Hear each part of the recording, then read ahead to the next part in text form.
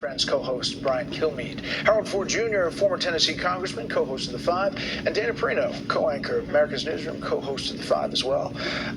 Brian, your thoughts? You got to see him right there at the end of the segment. Actually, I watched the whole thing. I was right over there when you're doing the interview, and I felt like after and before and through his voice, there was a bounce in his step.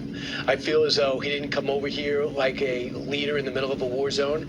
I feel like he came over as an experienced leader, knowing exactly what a pledge is and what support is.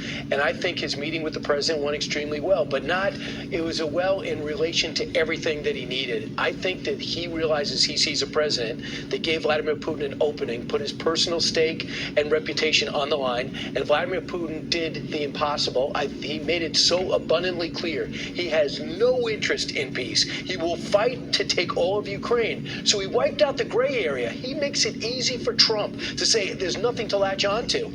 I'm all in for you. It reminded me of Rocky II, and this is serious stuff, when Adrian was in a coma, and then she opened up her eyes, Stallone leaned in, and she said, win. When he put out that Truth Social, he basically says, you can win. And that's why I think that Zelensky was just thrilled when you had that exchange today.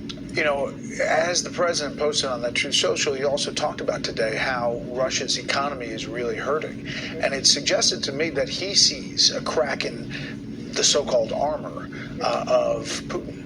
I thought the interview was excellent, both your questions and his answers. And it reminded me of what they say about the Colorado weather. If you don't like it, stick around because it'll change pretty quickly. Just last February, we had the disastrous meeting between Trump and Zelensky. That interview was a little different. That was a little different. Then they meet at the Vatican. Then President Trump has a big summit in Alaska.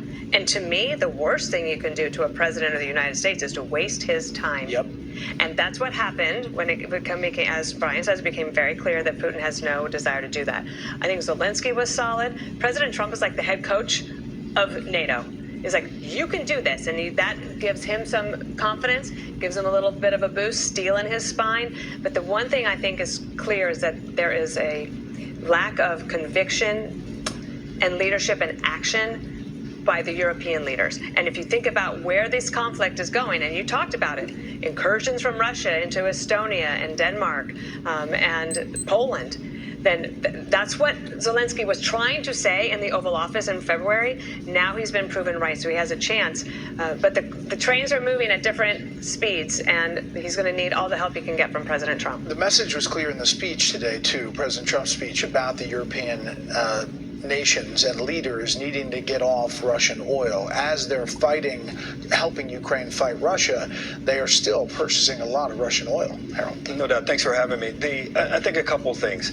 The president, the relationship between Zelensky and the president has grown. It was interesting when you asked him how and why do you think this relationship is changing. He goes, it's time. We've had an opportunity to get to know one another. I think Brian's points are exactly right, that President Trump, I now firmly believes, like Dana said, thinks that and knows that Putin's tagging him along. He said that a while ago. I thought the most interesting thing after what President Trump's social media, what do you call the Trump social thing, but Truth Social, when he said, look, they should be able to take all of their land, was the question he answered when the first question between he and Zelensky from the press, which was, if Russia goes into the airspace of a NATO country, what should you do? He said you should shoot them down. Two important, powerful, and contradictory messages from this president. You think about August 15th, where he was with Putin there in Alaska and where he is today. I think those who believe that the president should have been in this position months ago should just accept him being here, welcome him here. Let's figure out how we not only win the effort in Ukraine, but how we begin to even get actionable on that plan for rare earth minerals and all the other things and bring Ukraine even more so into the normal world order. The president was pretty critical of the UN General Assembly today. It started out